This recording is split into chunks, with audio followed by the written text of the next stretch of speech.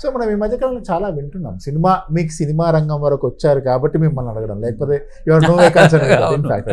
అవును, సినిమా రంగంలో విపరీతమైనటువంటి వికృతాలు ఉంటాయి, వికృతమైన కల్చర్ ఉంటుంది. ఎస్పెషల్గా ఈ మధ్యకాలంలో మనం చూస్తూ ఉన్నాం కాస్టింగ్ కౌచ్ అనేది విపరీతంగా పెరిగింది సినిమా దాకా.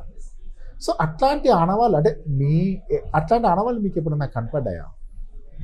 అంటే నాతో పనిచేసిన మన ఎవరైతే కో యాక్టర్స్ కూడా దే ఆర్ వెల్ ఏమంటారు educated and well matured minds. Indraja garu కానీ, మన Raviprakash, Himaja, Makarand Deshpande is the best actor. ఆయన ఏంటంటే drama Indian school of drama నుంచి వచ్చిన.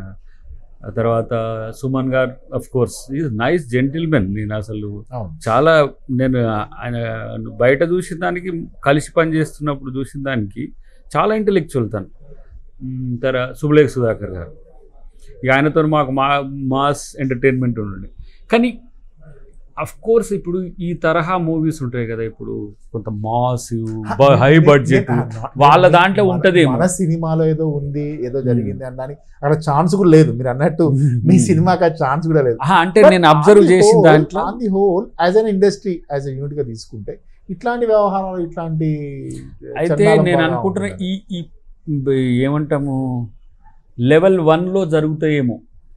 లెవెల్ 1లో మీన్స్ ఈ ఎవరు ఏమన్నా వాటిని ఎంట్రీ లెవెల్లో కాస్టింగ్ తీసుకునేటప్పుడు ఇట్లాంటి లెవెల్లో జరుగుతుండొచ్చు. బట్ హైలీ ప్రొఫెషనల్స్ అసలు వాళ్ళ సమయమే ఉండదు. ఇప్పుడు నేను ఎప్పుడు షార్ట్ చేసుకొని వచ్చి హాయిగా క్యారీ వన్లో వండుకోవాలి, మళ్ళీ నెక్స్ట్, ఎందుకంటే మస్తు కష్టం ఉంటుంది ఆడ.